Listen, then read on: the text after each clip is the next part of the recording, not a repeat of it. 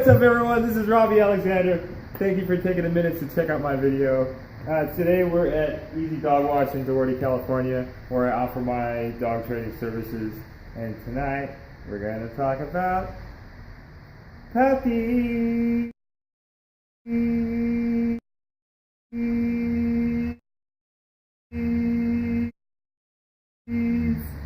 That's right. You know what? Owning a dog can be a very fun and exciting time in your life, especially if you have children. But it's all about selection, and it's all about, within that first month of ownership, setting your dog up to get used to your environment and your lifestyle, and also shifting your lifestyle to becoming a dog owner. And if you do this correctly, you're going to set your dog up for a lifetime of being a fun and exciting and well-balanced addition to your family.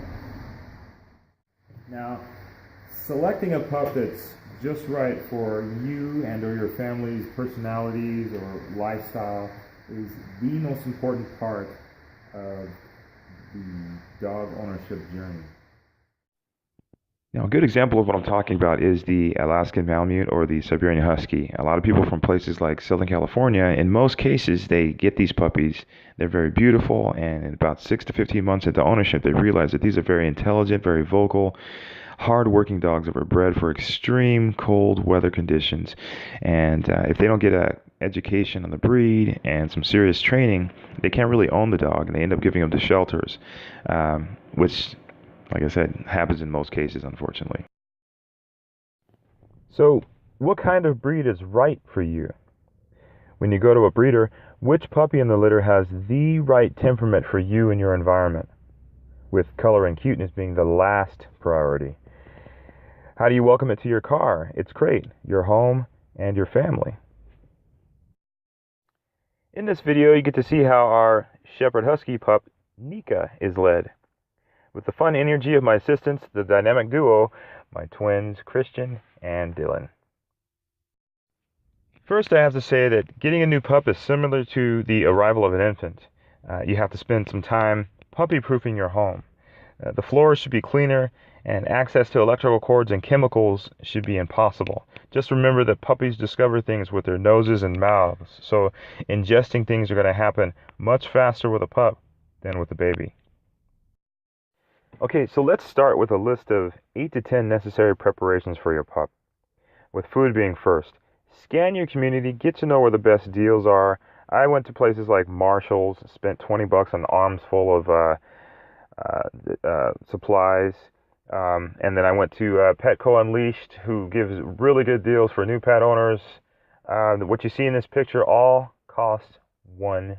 The package costs $1, yes.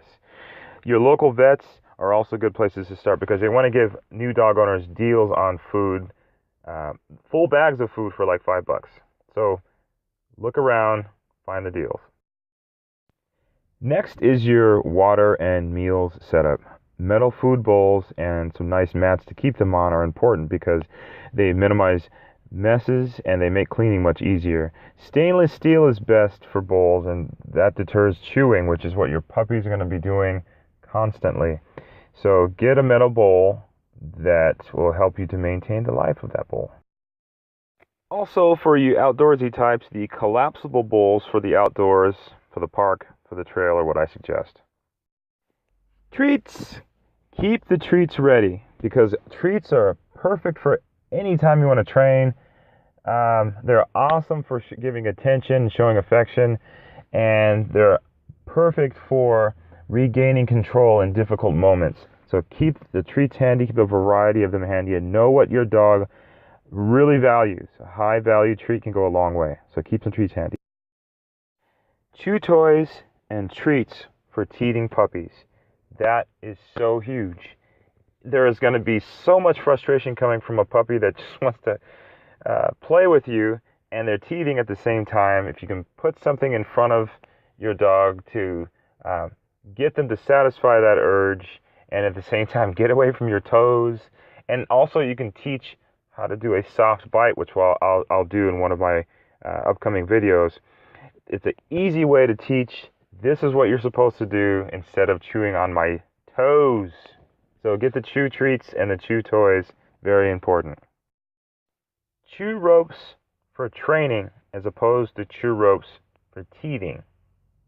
Chew ropes for training, like the one you see here with a monkey fist in it and a handle on the other end, or the ones that have knots in various places of the rope with frayed ends that drive the dogs crazy. You'd be surprised how much you flip that frayed end around and the dog will be driven to play with that rope. That rope turns into a reward, or that rope can turn into a method for teaching retrieving and protection skills. So chew ropes for training are key. As a trainer, you'll see me have a couple different sized bags. Usually one is for storing my dog training supplies on the go. Another is a fanny pack or a butt pack for you warriors out there, equipped with a 30-foot leash, a 6-foot leash, and a 10-foot line of paracord for making a quick slip knot leash for the odd chance that I get to help wrangle someone's pet outside of my class at the location where I teach. Yes, it happens more often than you may think. I also have 2 different size collars, one for the clumsy puppy months, and another that Nika can wear when she grows out of her puppy collar. Lastly, don't just get to know the vets in your area, but also understand that vets close, and at the off chance that your dog gets sick in the middle of the night or something happens where in the middle of the night you have to rush your dog somewhere to get help, you got to know where the emergency vets are located as well. And those are not the vets that are on every corner in every city. Those are the vets that are located in between several cities. So you have to really know where to go when seconds count or when minutes count or whatever. You got to try to figure out what to do with your dog when it's in a situation. You don't want to find out on the day. You want to know where those places are, get to know the vets in those locations as well before an emergency happens. Okay, now these are the 10 skills I think all puppy owners should train with their puppies to make everyday life much easier. Number 1 is name recognition. Don't say hey. If your dog doesn't respond to his or her name, Nika. in other words, look at you when they hear their name, or do what's called checking in, which is every now and then look at you to see if you need something, then you should not train one skill. You should not do any tricks or anything cute with your dog until they've mastered this connection skill with you. Nika.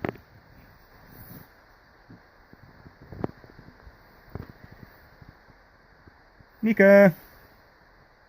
Did you get it? Nika. Nika. Yes. Yes, delicious. Crate training is next. Why is crate training so important? Well, when you have to make a quick trip to the store, And give her a treat right or there. when company's over and you have to have a few uninterrupted minutes with your guests, you'll see the value of the ease of your dog voluntarily going into the crate, spending a couple minutes, chewing on a chew toy, or eating a little snack, or just taking a nap or whatever, while you do what you need to do with the guests who've just come to visit you. So she sees it.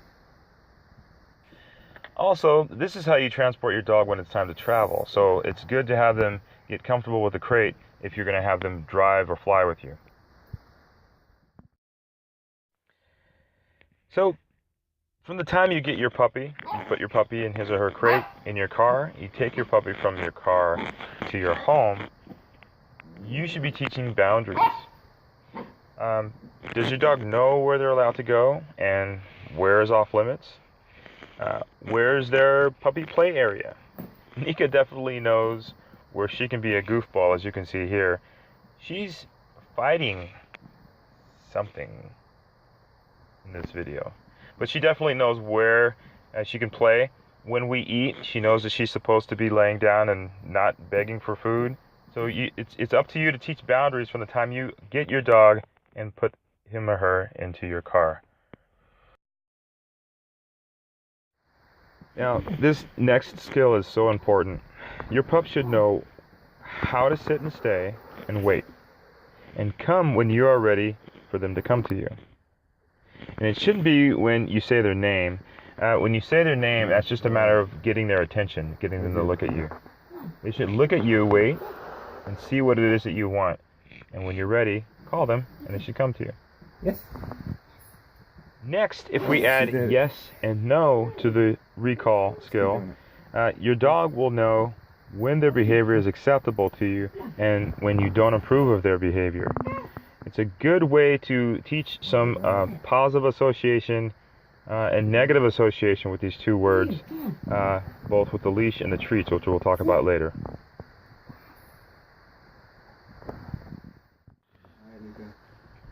Tracking, sit, and down. Why are these important? Oh, the ultimate goal should be for your dog not only to understand your sentences, not just commands, but sentences, but for them to also respond to nonverbal body language and gesture commands.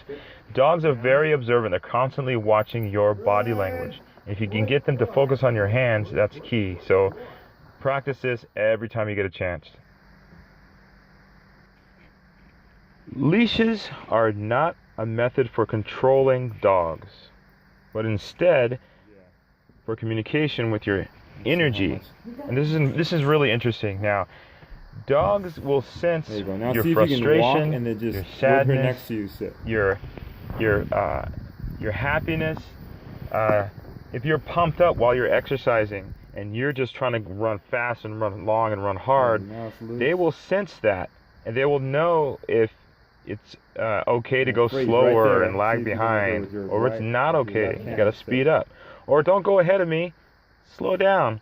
They'll feel that through the communication that you have with your leash, and it goes through your body, through the leash, and into them, and they'll respond more to that than you trying to yank the leash and control them.